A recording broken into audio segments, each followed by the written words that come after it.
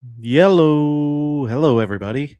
It is Monday, March 9th, 2026.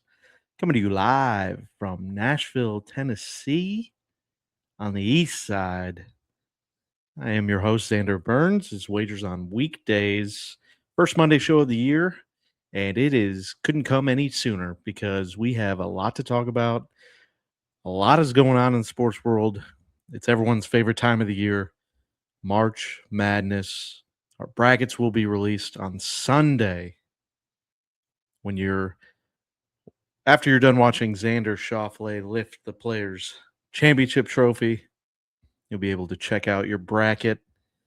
A lot to talk about, and we're going to keep these Monday shows a little lighter. First look, got a few exercises that we can accomplish in our Players preview. Also going to recap the golf tournament that just concluded last night. Another Florida meltdown at Arnie's place in Bay Hill. We got conference championship week starting for all the big boys. And we've got King of the Court I can preview for you since it goes every Tuesday. So a lot to get into. Let's start where we always start. The breakdown at Bay Hill. We had Akshay Bhatia. He did his part to track down Berger. So not a full choke, but Berger makes the turn at 5 strokes better than the field. Akshay struggling on the front. Finishes with an eagle on 16 to get to within 1. A unbelievably ballsy shot. Let's say ballsy. Some people want to say lucky. Takes on the pin on 16. Anything left is in the water. Bounces on the fringe. Kicks forward. Stops 2 feet. Eagle. Berger. Unbelievably difficult bunker shot. Does something that maybe 90% of the tour players wouldn't even do, and 100% of amateurs wouldn't do. Berger is a 1-stroke lead, and he goes back to the pin and hits out sideways to try and get it up and down for bogey or hole out from the fairway area, closely mown, next to the green. And then Berger has to he's in the rough on 18. He needs to make a 14-footer for a playoff. All things are flipped. Makes it electric. As there's, of course, noise leading up to the shot. Been a little sidetrack here. Don't want to take away from Akshay, but been watching a lot of featured group coverage. Been watching a lot of Betcast on ESPN Plus. And if you find yourself watching this as well, you'll notice a lot more hot mics from fans. You'll notice a lot more chatter from fans because you're getting a broadcast that is from a studio and you're focusing on one group, so you're not switching shots as much. There's an epidemic happening in the PGA right now, and there are so many dumbasses that feel the need to some reason purchase ground passes and go be a fucking asshole on the course. I don't know what is driving people. It's obviously just some bad eggs. The whole galleries aren't turning to like this disgusting forum. But it's like, you're outside the ropes here, pal. It doesn't make anything fair game. Like, this is still a professional golf tournament. These are professional athletes competing for some of the highest dollar amount prizes, especially in these signature events, and at the highest level of golf. And there's really no need to let these galleries run amok. Like, you can't outprice them because, to be honest, the more price you get, the bigger assholes you'll get that have no concept of any sort of like decorum and you're getting a mentality of people that just really don't give a shit. And maybe that is the reason that's backfiring on the PGA. You drive the salt to the earth people out that have respect above everything else. Respect their common man. Do they like to drink a little bit more? Yeah, probably.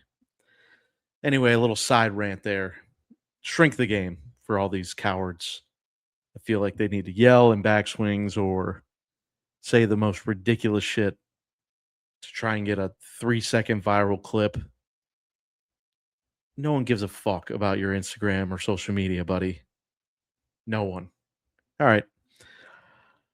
So goes to a playoff. Burger in the rough. Akshay pipe down the middle of the fairway. Akshay puts it above the hole, 27 feet.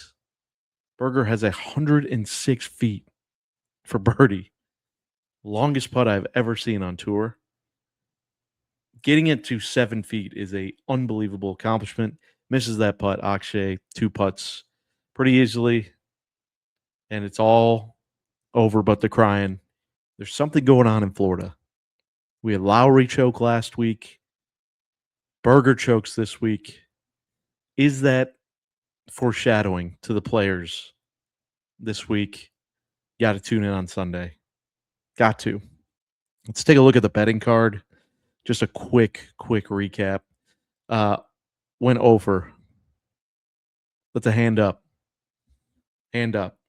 Thought Scotty would win comfortably. One, we had one outright without Scheffler, missed the cut. Lowry, thanks for coming out. Doubles 18 to miss the cut. Fleetwood finished second to last. Siwoo, solid performance. T13 continues to be an absolute maniac with his irons. If he could putt the ball worth a shit, he's going to win multiple events this year. Maybe number 2 at Sawgrass. Connors does nothing on the weekend. It was our only hope at a top 20 because Rory WDs. He's cashing that top 10 if he doesn't WD. That's a brutal loss. Fleetwood, nowhere close. Hoygaard just did nothing on Sunday. Decent. First round leaders joke. Par 3s joke. Par 5s. Min Woo tied for first going into Sunday. Bogeys, both par 5s on the front 9. Birdies, both of them on the back. Even par 5 round. Not going to get it done. Tough loss for the Min Woo backers. So we lose just right around 10 units. However, join the Rick Run Good Discord. Posting in there prop bets. We had our biggest windfall ever. It was the falling out from the kick of the court. Had 16 $50 free plays. Day 1, we hit Xander bogey free. We hit Rory birdie all par 5s. And the big one, we hit Min Woo birdie all par 5s on Thursday, 33-1, paid $1,650. Min Woo, you beauty. We go to hit Goddard up on Saturday as well. He was at 18-1. It was a lucrative weekend in the props. So I'll figure out how to relay those props more than just the Discord, but that market's already out for the players. Going to be heavy in that market. Oh man, it's just it's electric to watch. It's electric to track. You've got a 30. I mean, you've got anywhere between 15-1 to 50-1 on 4 holes. 4 holes. It's golf's 100-meter dash. It really is. And it is electric. Bogey free is, for one round, bogey free is the most stressful bet you will ever see. Saturday, there was 51 people that made the cut. 12 people bogeyed the first hole. Congrats, your bet's dead. Less than 8 minutes in. So bogey free is unbelievable to hit Xander there. Great. All right. So card, we'll pass. We'll just move on to the players. Puerto Rico. This is even quicker. We had two in contention, quote unquote, Coles and Hadwin down on Saturday going into Sunday. Neither hit. None of the places hit. Fishburne cut. Niergaard Peterson ghost. And we split 1-1 on the matchups. So we had one total winner on both cards. That's a throw it away. Don't even think about it. Move on to the next. And we shall, because it is conference championship week for the big boys. Do, do, do, do, do, do. Yeah, I mean, conference championship week for little guys sucks ass. Yeah, Miami of Ohio seems to be a lock, but they have 2 losses and they don't win the conference championship. Mac's not getting 2 bids.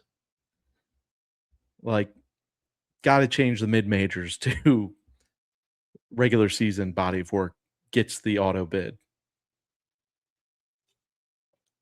So, a couple key stats here when we start up.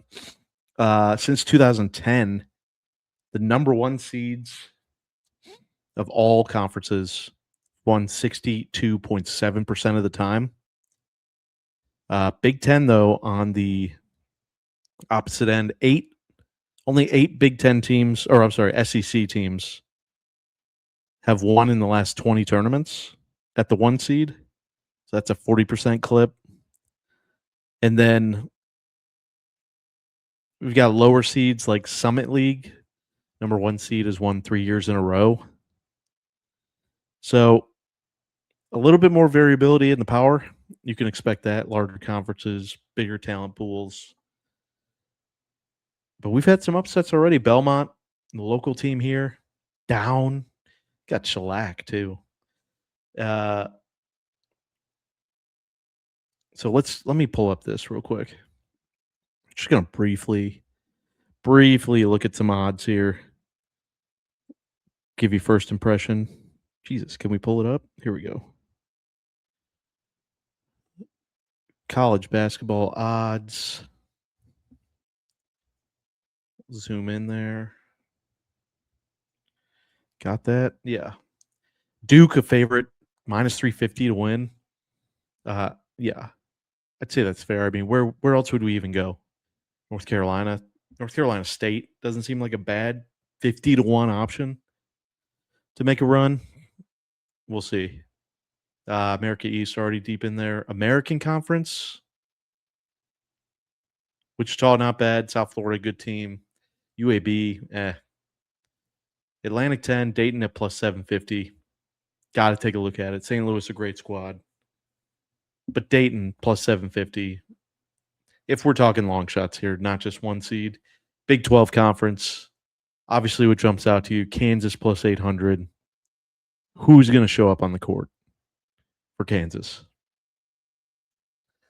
I mean, even Houston +200 seems pretty solid. If you're going to give us 2 to 1 odds on a team that can win the national championship, hell yeah. Take that. Stay away from Texas Tech.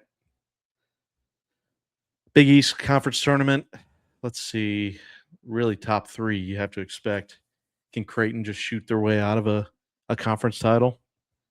I don't know. That seems like when we stick with the top seeds there. Big Ten, Michigan. You have to think after losing a key player there against Illinois, they're playing to win this tournament, but they're more importantly playing to stay healthy. Have to think they've already secured a 1 seed. So maybe Big Ten is a area to take a shot. Nebraska 11 to 1. Nebraska ball. Illinois team that's looking to take down first Big Ten championship in a long time. You can't really go too deep here. Big West. And then MAC.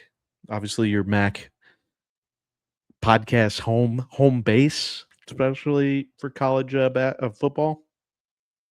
But basketball, it's like interesting. Miami plus 190, team of destiny, giving us 2-1 odds. Akron, great team, great team. But Toledo took Miami to the buzzer this past week. Terrible last play. Maybe should have beat them. They can shoot the lights off the ball, and they are a tournament type team that can get hot at the right time. I don't want to say there's a perfect correlation, but United States hockey hasn't won a gold medal since 1980. The Toledo Rockets haven't been to the big dance since 1980. It's been 46 years. Do you believe in miracles? Yes. Rockets 15-1. Great bet. Great bet. Let's see. SEC tournament. Vanderbilt, can't trust them. Do you think you could trust Kentucky for 4 games? I don't know. Arkansas, we'll see. But it looks like Florida's pretty solid lock at number 1 in separation in the SEC. And yeah, Gonzaga minus 190. How about a nice Gonzaga, Florida? It's plus 137. Gonzaga, Florida, and UConn plus 374. And why don't we throw... No, you want to throw Kansas in there? No. Why don't we throw Duke in there? 5-1, and we'll throw Kansas. 54-1. Kansas, Duke, UConn, Florida, Gonzaga. Conference championship winner. You go to Team Futures on DraftKings, scroll all the way over, conference tournament winner. Best of luck. Godspeed. All right, let's get out of there. King of the Courts. What up, Shaq? What's your big ass doing on King of the Court graphic? Shaq. Shaq'd in a fool. King of the Court. As you know, hit the King of the Court 2 weeks ago. Paolo Banchero, last game of the night. Orlando at LA. $810 in bonus bets paid out over a $5 bet. And if you're unfamiliar with King of the Court, it's a weekly promotion by DraftKings. All you have to do is place a $5 bet on a player prop or same game parlay prop. $5, that's it. And you have to opt in, and then it enters you on that player. So you have to pick a player, pick one of their props or same game props.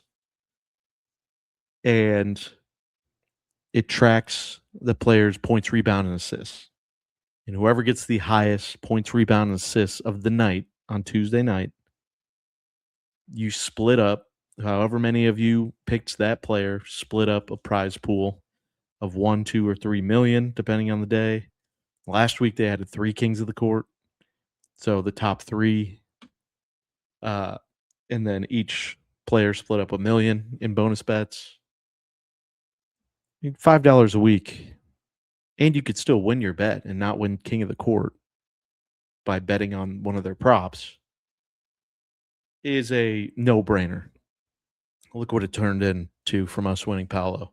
This week, Tuesday slate kind of sucks ass, to be honest. But I have 3 guys that I'm looking at. Comes to the NBA slate on Tuesday. So one probably won't pull the trigger, but man, it would be thousands of dollars returned if you hit. Looking at Bulls Warriors game, Josh Giddey, triple-double machine. He's had a couple games where he's into the 40s in PRA, and that could be good enough to win. So Giddey would probably be my number 3. Can only pick one, but these are how I would rank them. Number 2, Jaylen Brown. Uh, what I eye up is games that hopefully will be close, so stars will play. And then number 2, marquee games. And then number 3, a player that has likelihood of going off, not a role player of going off. So Jaylen Brown at the Spurs, that's a NBC game. Tatum's in limited minutes coming back. I mean, he was just Brown was just in the 40s with Tatum return. He hasn't slowed down. Jaylen Brown would be my number 2, and then number 1 would be Anthony Edwards. But this PR or this king of the court would probably be lower. A lot of people are going to bet Ant at the Lakers on Peacock last game of the night. It's that would be a lower payout, I would assume. That's like Doncic. Like when you bet the superstars, a lot of people bet them. It if they win, they win. You can't control, I mean, how many people are betting with you, but it's just going to be a lower payout. So there is incentive to pick a guy like Giddy or Jaylen Brown because it could give you a potential bonus bet larger payout. Those are my top 3 I'm looking at. You tell me what you do for this on your whatever the hell you use for your king of the court metrics. I'd love to know. All right. So, off the king of the court, Players Championship is here. It is Players Week, Ponte Vedra Beach, Florida.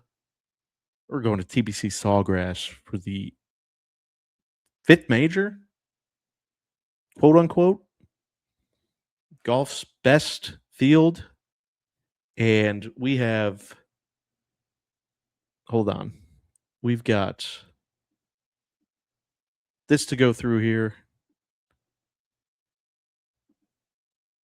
Yes. Yes. Cook it. Deep fry or air fry. I, I don't know.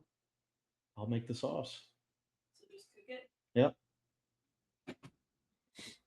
There we go. A little dinner insight. Midweek. Oh, Monday dinner.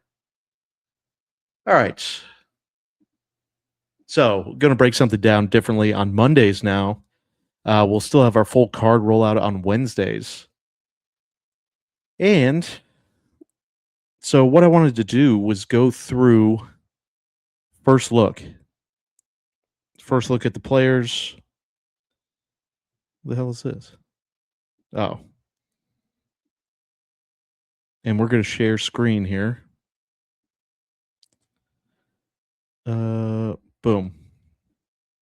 So we're going to tier rank some of these players' bets that we look at, and we'll kind of come back to these throughout the week or probably in our recap show to see how accurate we were. But good amount of the guys up to like 100 to 1 bets that kind of pop out. A few things that you want to look at for Players Championships, especially since they moved to March. Elite win here. It's pretty much the overarching factor. Rory, JT, Cam Smith, Scotty. Like, obviously, players that have been long shots have competed, i.e. last year, JJ Spawn in the Monday playoff with Rory. You've got guys like I remember, Aniban Lahiri, Paul Casey down the stretch.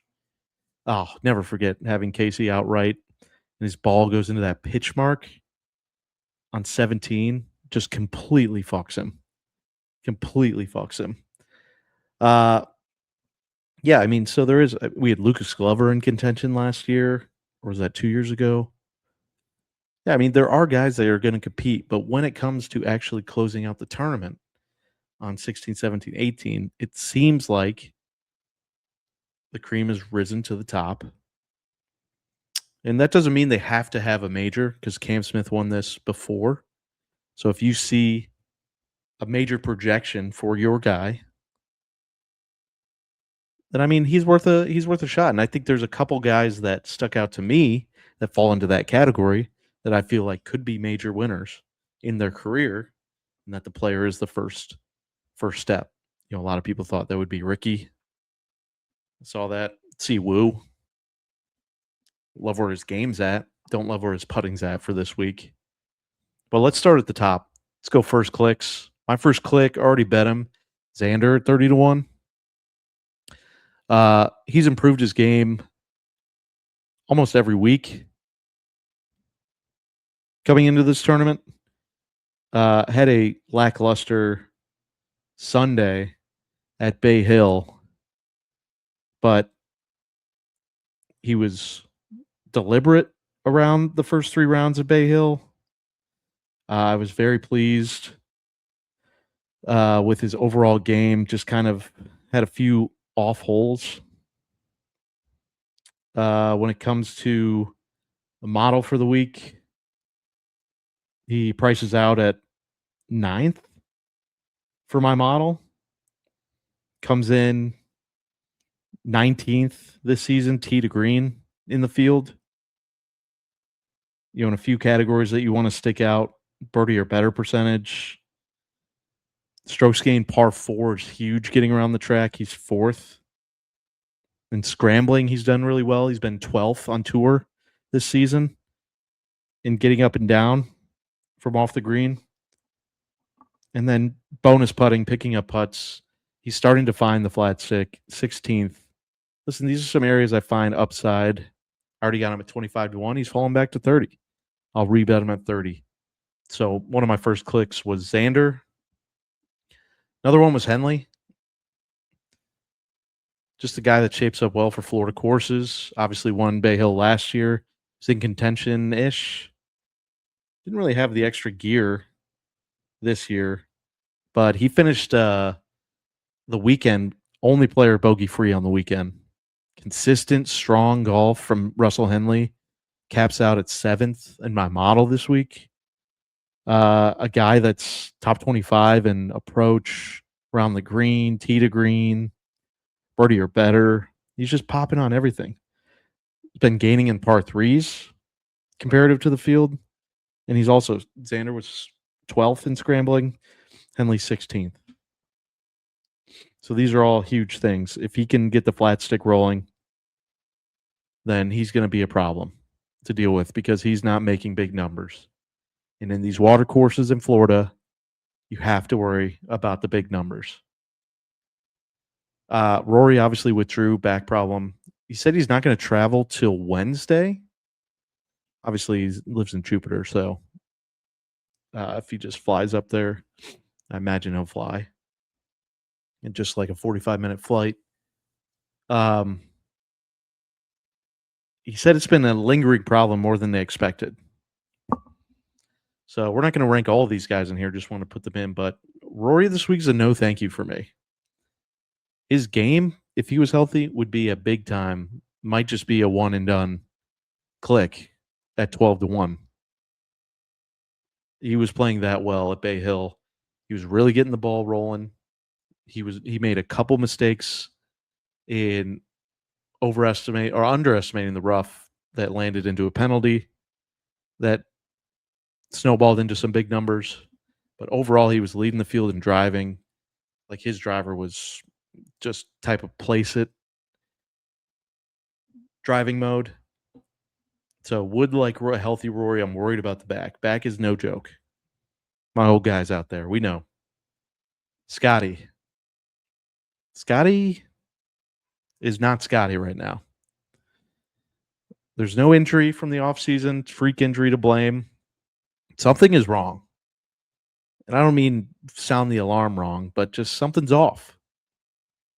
So Scotty's a no thank you for the first time this season for me. And he's getting larger. But the way he's playing is he's playing like a guy that should be 30-1. Obviously, Vegas isn't going to adjust like that. But this season, he's 53rd in approach. I mean, he's got guys that are like JJ Spawn, hasn't done anything Thorbjorn Olesen, Bezadenhout, Eric Cole, Keith Mitchell, Bud Cauley. I mean, that's nothing against these guys' names. Rico Hoey. But this is Scotty Scheffler, best ball striker in the world. And he has not lived up to that. He's been playing the par threes terribly this season. Tee to green, he's third. So he's still managing. And he's shown that through scrambling 11th. But his putting's been average again. Finished dead last in the field and putts 5 to 10 feet last week. It showed. It's just, and then he was draining putts like from 40 plus feet. The Scotty conundrum is always the short putts. There's something that looks uncomfortable. He looks uncomfortable the closer he gets to the hole, like the Zalatoris conundrum. So we'll see. And of course, when you do the no thank you to Scotty, he wins by 4. But Scotty's a no thank you this week. Not even going to worry about the without Scotty markets. Fleetwood, no thank you. Since he's come over, the last two, after the strong finish at Pebble, last two tournaments, Genesis and Arnold Palmer, have been lackluster, to say the least. He still pops on the model, but 66 in approach, 64th in par threes, similar landscape to Scotty, not putting well on Bermuda, not gaining any greens, not picking up putts. He just looked, him and Lowry, if you watch their featured group, they weren't together, but each had a featured group. They look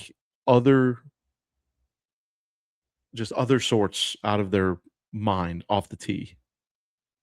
Some of the worst drives I've ever seen pros hit from Fleetwood and Lowry this past week at Bay Hill. I mean, obviously last week we saw Lowry top a ball and proceeded to birdie that hole. But then something, Lowry is while we're on him, there he is. Lowry's a no thank you. He might have the yips. Lowry might have the yips. And he has to be a stay away until he proves otherwise. Who do we think will be? So in a different category here, you have to think Cam Young. You know, I would probably put Russell Henley here too.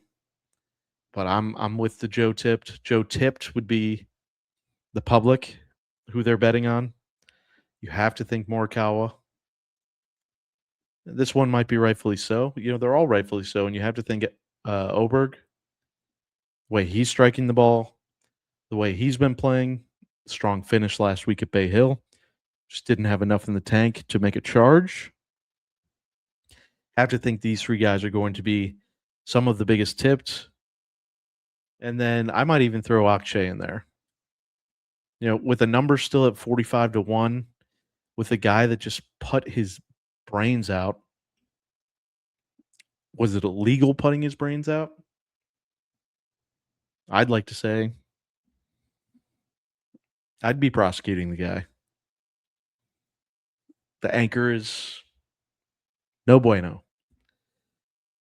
Just because a shirt doesn't fit you because you're the size of a green bean doesn't mean we can't see you anchoring from that puffy shirt.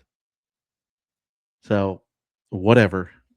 Anyway, if he's going to come back 45 to 1 and someone that's playing very well and putting well on Bermuda, I expect the public to take some of what he's giving. Few other ones. Minwoo. Still on the Minwoo train. Worried about Sunday in PGA events. Closing out his Sunday this past week.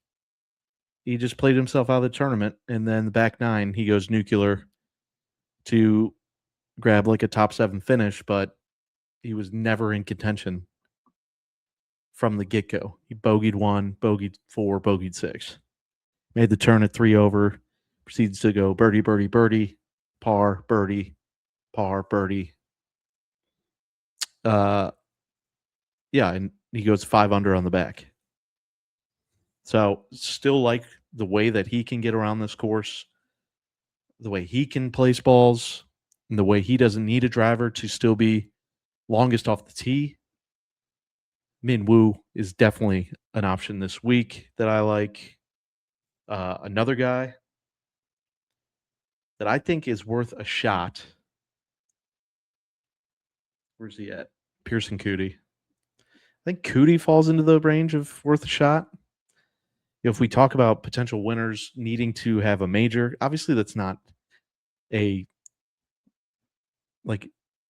legitimate category of capping golf.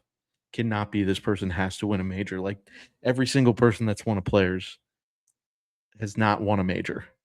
I'm sorry. You don't have to win a major to win the Players, but it has shown correlation in the past years. Pearson Cootie, on the other hand, is capping at 10th in the model. I like him. I like his approach game, 26th. I like his tee to green at 5th right now. His bogey avoidance is 11th this season, 3rd in greens gain. Didn't fare too well this past week. Cut, but 100 to 1. I think it's worth a shot. Thigala already clicked. 100 to 1. Yes, I'll take Thigala. His game is in A+ shape. Thigala is coming back to where he was in his second season. And he played really well last week. There's a few bad holes away from truly being in contention. So far this season, starting at Sony, T31, T8, T7, T18. Worst finish was at Pebble. Still made the cut. T60, T22, and T6 last week at the Arnold Palmer, where he gained almost 9 strokes.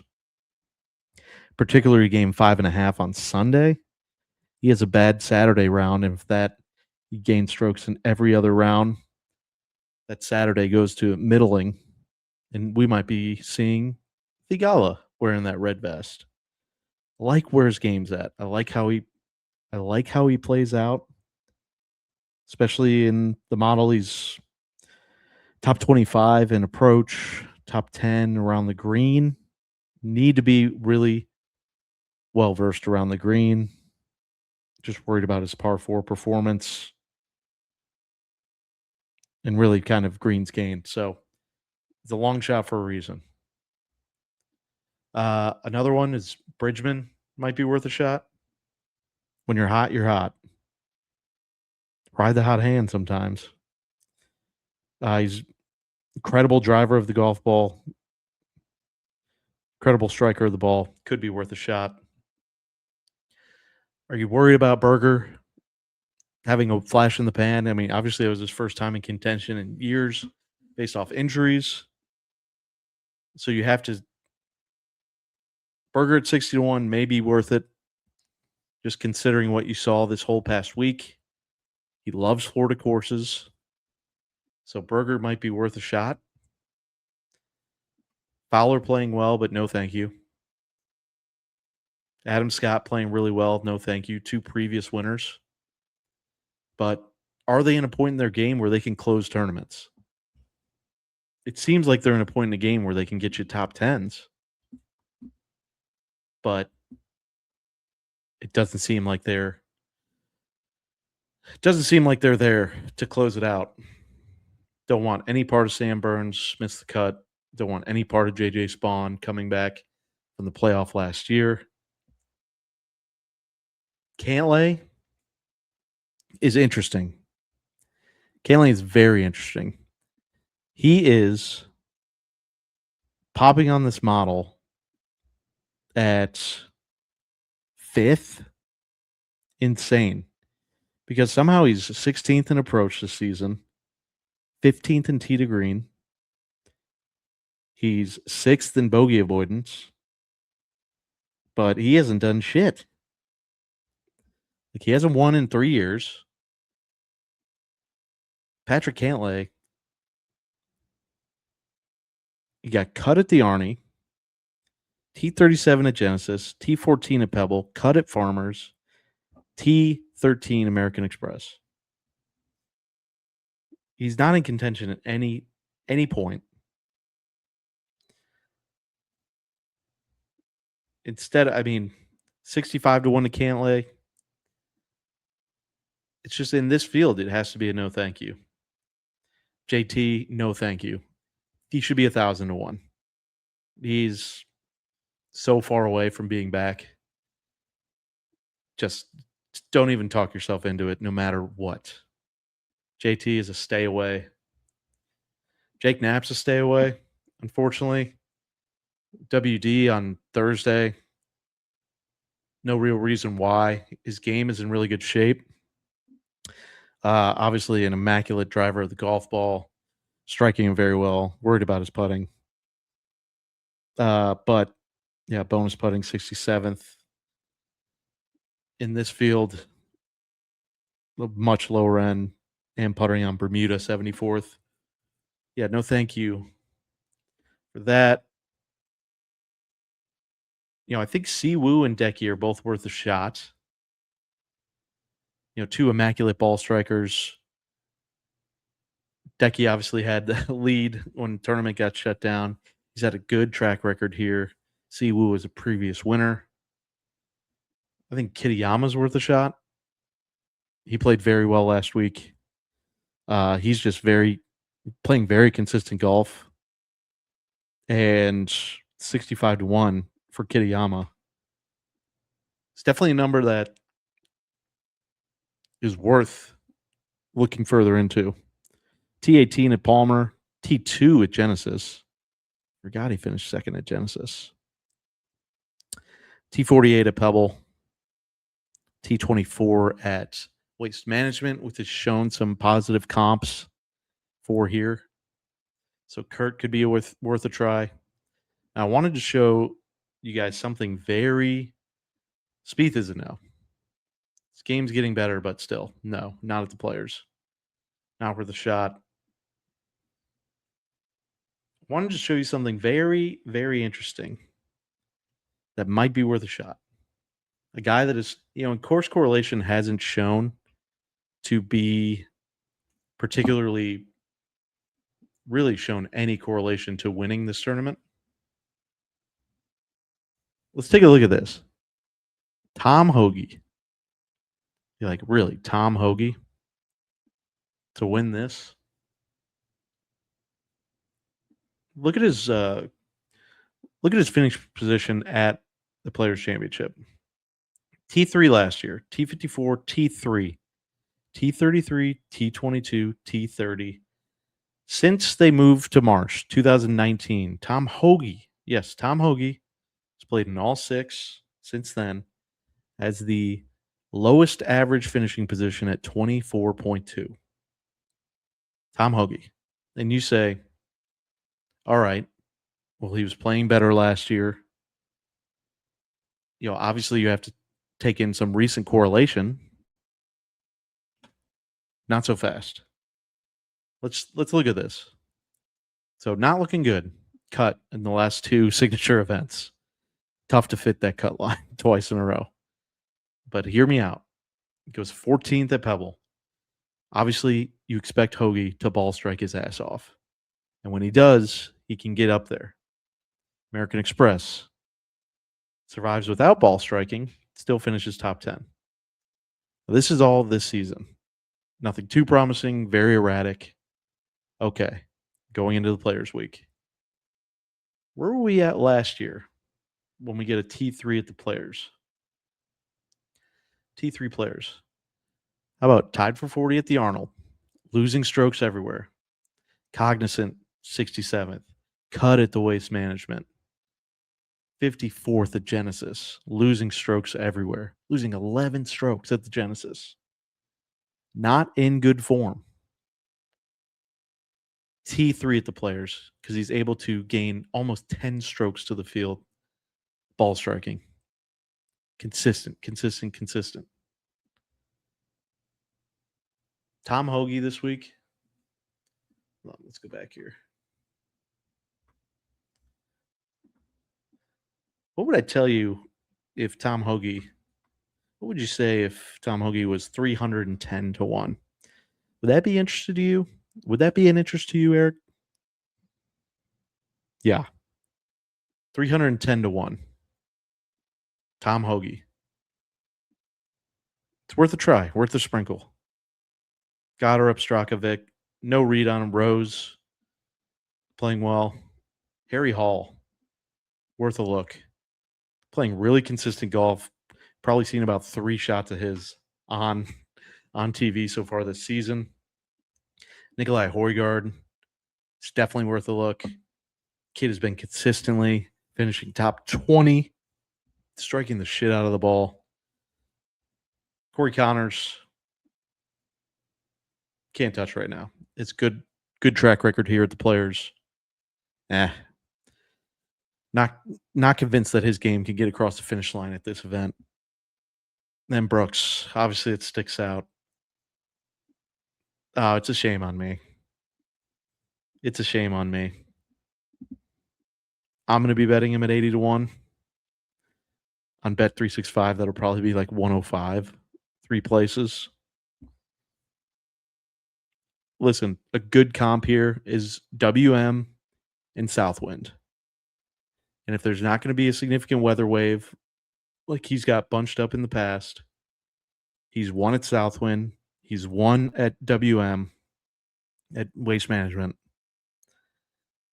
He's striking the shit out of the ball. He's starting to find some putts that are going in from deep. Bonus putting is what we're looking for. He's played a rested schedule. Obviously, it's a Florida course. It's what he plays year-round. Shame on me, but why not Brooks Koepka? Major winner crosses that box. Major winner. Oh, buddy. I'd say Victor's probably going to be tipped this week after a pretty solid performance and news coming out that he's just very comfortable with his game. Switched a few clubs. He likes where his head's at. I don't think Goddard's worth it. He had strong performance, didn't expect. Yeah, Straka and Rose, I just can't get a read on. So that's our first look. Obviously, not a full card. Got a few guys up here. Card isn't going to get much larger on the outright perspective, but when it comes to placement, matchups, everything like that should be solidified. Maybe add another outright if something happens. But that's your preview of the Players so far. First look. We'll be back with full coverage on Wednesday. Thanks as always. Like and subscribe on our YouTube channel, please. And I'll see you on Wednesday. Let me know you're king of the court. Bye.